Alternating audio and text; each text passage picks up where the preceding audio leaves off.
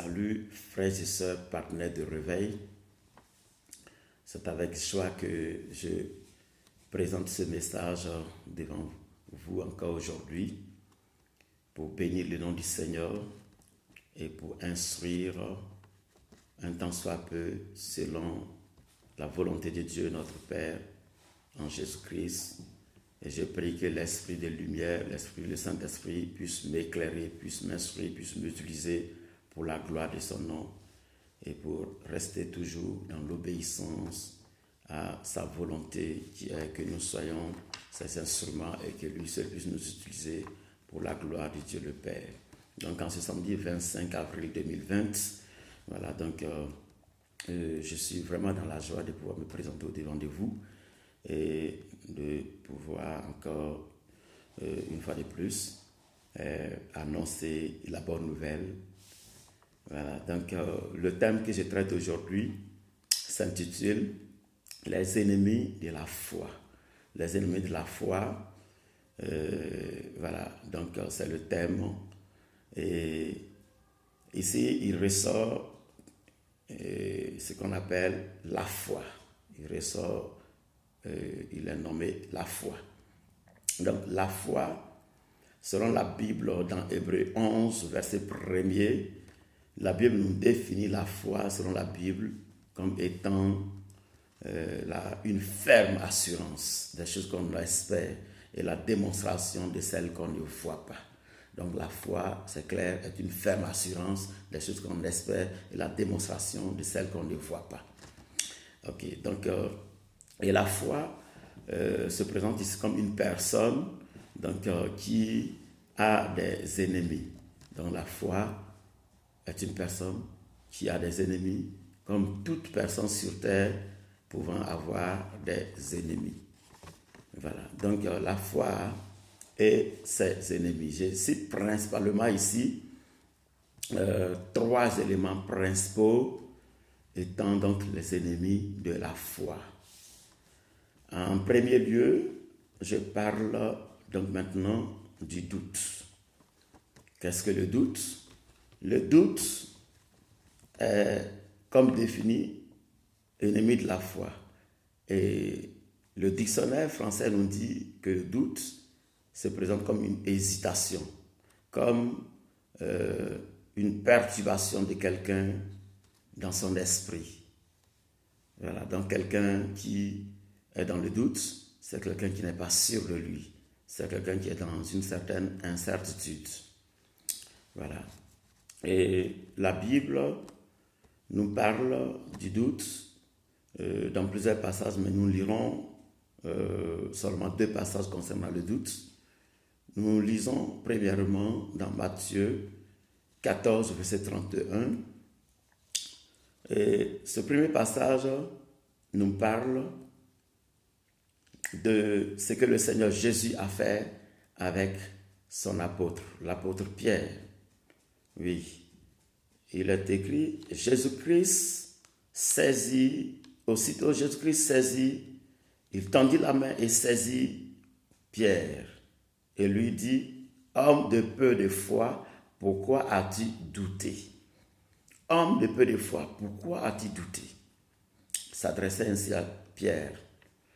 Le contexte est que, effectivement, Pierre a vu Jésus marcher sur les eaux. Voilà, nous savons que Pierre est un grand pêcheur, donc Pierre, dans son bateau, a vu Jésus marcher sur les eaux et il a demandé à Jésus de lui permettre aussi de marcher sur les eaux comme lui. Et c'est que le Seigneur Jésus lui permit en lui disant, viens. Et Pierre, au premier moment, la Bible nous dit clairement, il s'est mis à marcher.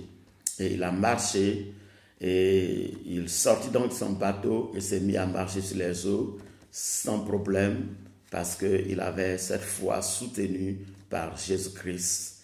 Et entre-temps, la Bible nous fait comprendre que Pierre commença à se noyer. Pourquoi? Parce qu'il est apparu quelque chose en lui qu'on appelle le doute. Pierre a douté. Pierre n'était plus sûr de lui-même parce qu'il a vu certainement des vagues s'élever. Et des vagues, nous savons, au niveau de la mer, ce n'est pas de la blague. Si effectivement tu n'es pas quelqu'un qui est accoutumé à cela, tu vas douter, tu vas avoir des impressions en tout cas qui ne sont pas habituels. Et ce fut le cas de Pierre. Et au verset 27 de Jean 20, Jean chapitre 20, dans le deuxième passage que nous lisons par rapport au doute, il est écrit, le Seigneur Jésus dit à Thomas, examine-moi et ne doute pas. Examine-moi et ne doute pas. Pourquoi? Parce que Thomas, effectivement, était l'un de ses disciples, sinon apôtres, qui doutait, qui présentait effectivement des caractéristiques de doute. Il a même dit que s'il ne voyait pas les coins percés de Jésus, s'il ne voyait pas la trace des clous, donc après sa crucifixion, qu'il ne croirait pas que c'était Jésus. Et c'est pourquoi Jésus lui dit, Thomas, ne doute pas, examine-moi et crois. Regarde la trace. Donc, quand on laissait les clous par lesquels j'ai été crucifié, on laissait des traces. Après, donc, la trace des clous, c'était des cicatrices. Et on pouvait voir les cicatrices. Et Jésus a pris dans ses mains, regarde mes mains, regarde mes pieds, regarde mon côté et crois, ne doute pas. Et c'est qu'a fait Thomas. Thomas a vu cela et Jésus lui a dit, donc, ne doute plus, c'est bien moi. Ok, donc, tout ceci pour dire quoi? Pour dire que, effectivement, le doute est réellement un élément sérieux qui s'oppose farouchement à la foi. En deuxième lieu, nous voyons comme deuxième élément cité comme ennemi de la foi, la peur. Après quoi, nous verrons le péché, donc les deux lettres P, donc qui sont nommées comme ennemis de la foi. Et la peur aussi se définit comme étant une impression qui entre en l'homme et qui commence à le mettre aussi dans une incapacité de se contrôler, de se faire confiance à soi-même. Voilà. Donc la peur, elle se définit ainsi, dans son premier sens, comme étant la crainte de Dieu. Voilà, celui qui craint Dieu, on parlerait de peur, mais en effet, cette peur est une peur normale. C'est une peur innée en l'homme, parce que l'homme sait qu'il n'a pas été créé par lui-même. Il n'a pas été créé par lui-même. Il a un être suprême, un autre au-dessus de lui qui s'appelle Dieu. Voilà, donc ce sentiment donc, de révérence et de respect dans l'homme éprouvé en présence de Dieu. En présence de Dieu, donc l'homme éprouve la peur, il éprouve la crainte. Donc cette crainte ici est imagée comme une peur. Voilà, et cela est normal. L'homme, c'est normal qu'il éprouve la crainte, la peur dans la présence de Dieu, parce que Dieu est un être trop puissant et ce n'est pas un être que l'être lui-même peut maîtriser. C'est pourquoi l'homme, n'étant pas habitué à cette présence de Dieu, a peur. Et cela est normal parce que cela est venu depuis le départ dans le jardin d'Éden. La peur est venue quand, effectivement, la Bible nous dit Adam s'est rendu compte qu'il était nu parce que l'aide précieuse que le Père Céleste lui avait donnée, son épouse, sa femme, sa cotte, son âme chère, son âme sœur, donc s'est rendu coupable en mangeant du fruit qui leur était interdit. Et une fois que Adam en a goûté, leurs yeux s'ouvrirent et se sont rendus compte qu'ils étaient nus, ils n'étaient pas vêtus. Voilà, donc dans son second sens, la peur, voilà, comme je l'ai énoncé, c'est dans son second sens qu'il se montre comme étant quelque chose d'anormal. Oui, par exemple, un voleur, s'il voit le propriétaire du bien qu'il a volé, tout de suite, il est apeuré. Il a peur, il tremble, et tout de suite, on se rend compte que voici le voleur. Même les voleurs les plus professionnels aussi, on les attrape par des sentiments. Même, oui, ces voleurs, tellement qu'ils savent aussi cacher leur image de peur, mais néanmoins, les spécialistes arrivent à découvrir que ce sont eux. Voici le voleur, voici. Voilà. Donc, nous passons sans plus tarder au passage plutôt, s'il vous plaît.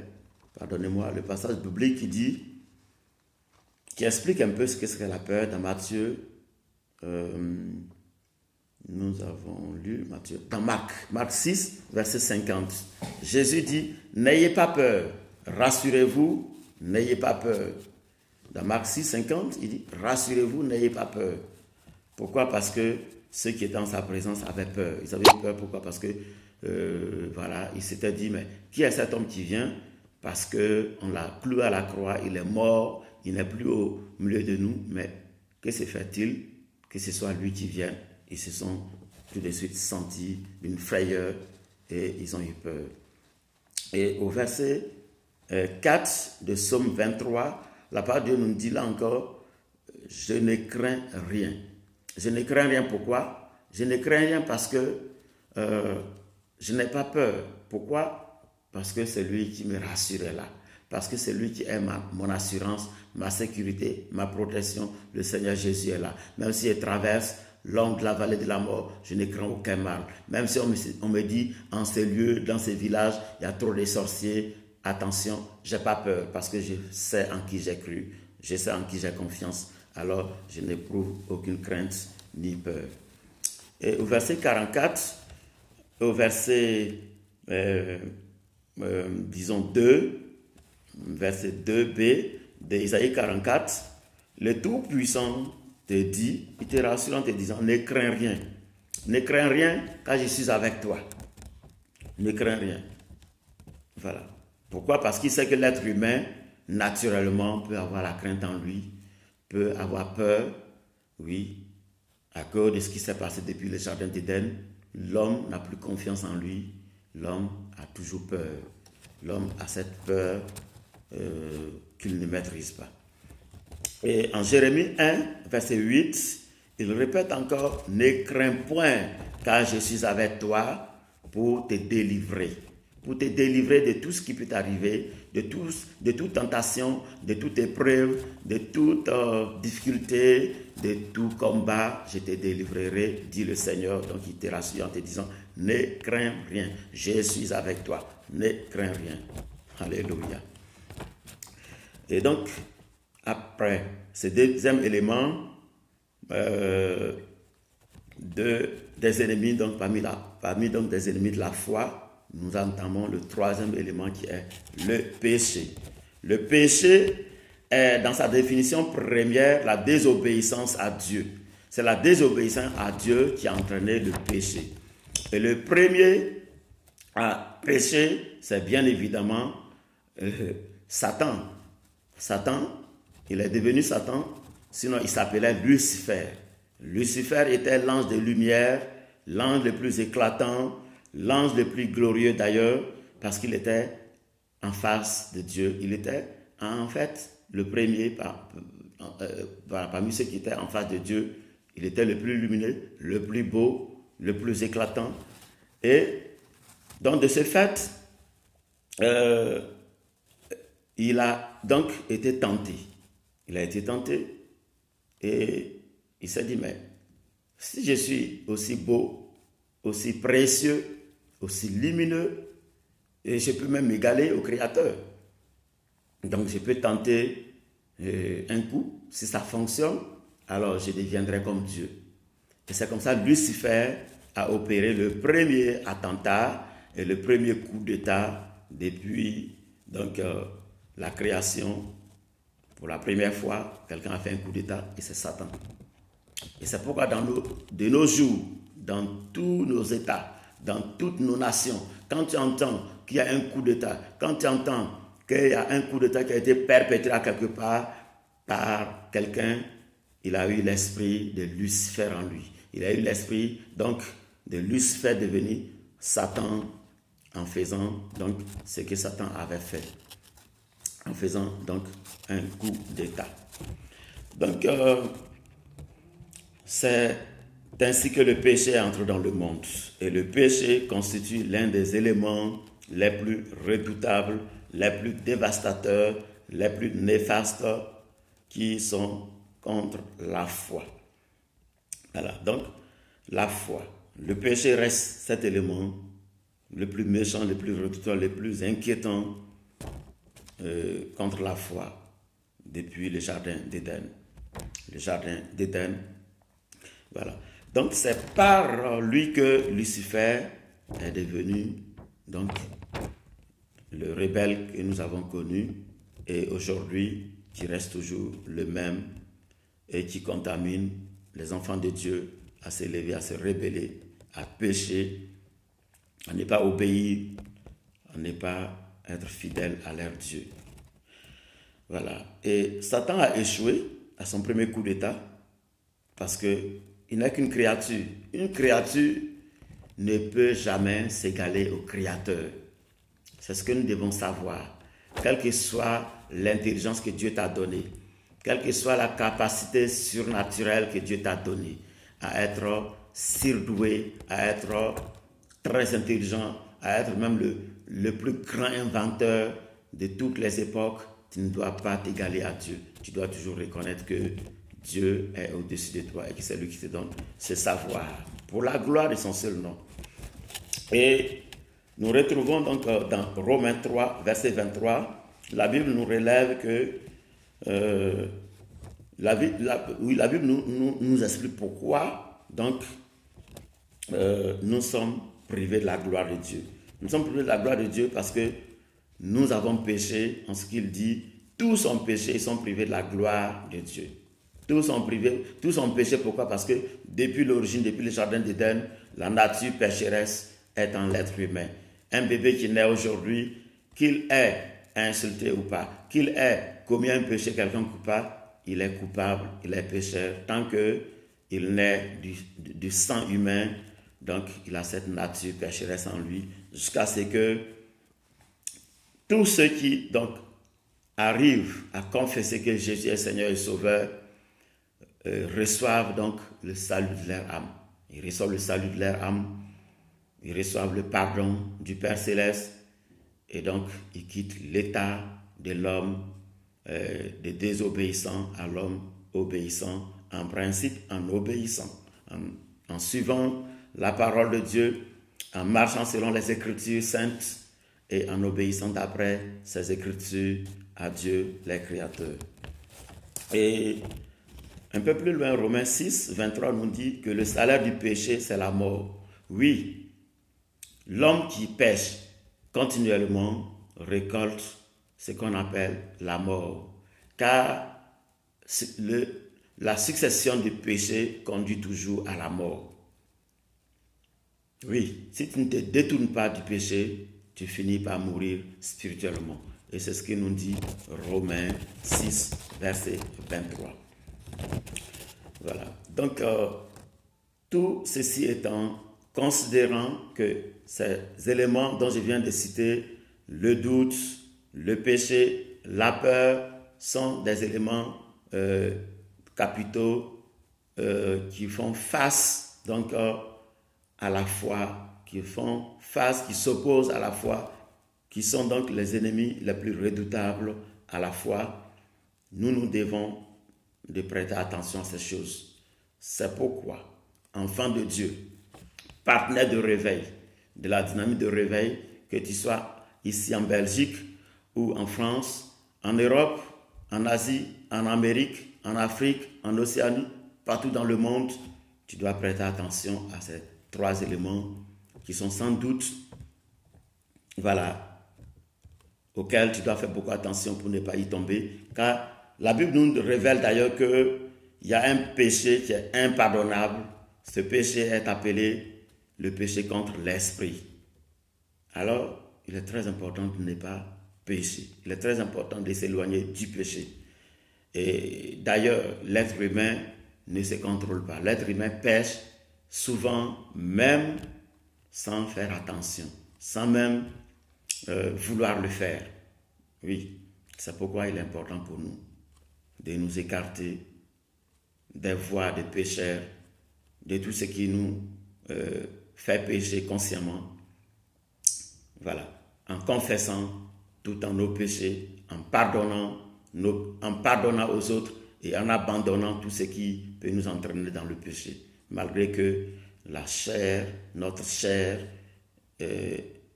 va facilement dans le péché. Alors c'est pourquoi il est important, pour ne pas fortifier la chair, pour que la chair continue de te faire pécher, il est recommandé de jeûner, de prier. Et c'est pourquoi d'ailleurs le premier des piliers de la dynamique de réveil, notre premier pilier, c'est l'intercession, c'est la prière. Prier sans cesse, comme nous recommande la Bible, d'après 1 Thessaloniciens 5, verset 17. Prier sans cesse, c'est ce que le Seigneur Jésus nous a recommandé. Voilà, donc pour finir, je laisse à chacun de réfléchir sur ce qu'a dit un des célèbres créatures de Dieu, je dis bien, un Français du nom de Rabelais. Rabelais, François, a laissé sortir ce proverbe qui dit « Science sans conscience n'est que ruine de l'âme. » Science sans conscience n'est que ruine de l'âme. Pour dire quoi? Pour dire que pour que ton âme ne se perde pas, pour que tu n'entres pas dans l'enfer, alors prends conscience de l'état de péché dans lequel tu peux te trouver et retourne, fais détour, abandonne le péché et viens. Jésus a les bras bien ouverts pour sauver tout pécheur qui se répand et qui vient à lui. Que le Seigneur Jésus nous bénisse, que sa grâce soit notre partage de tous les jours, au nom de Jésus. Amen.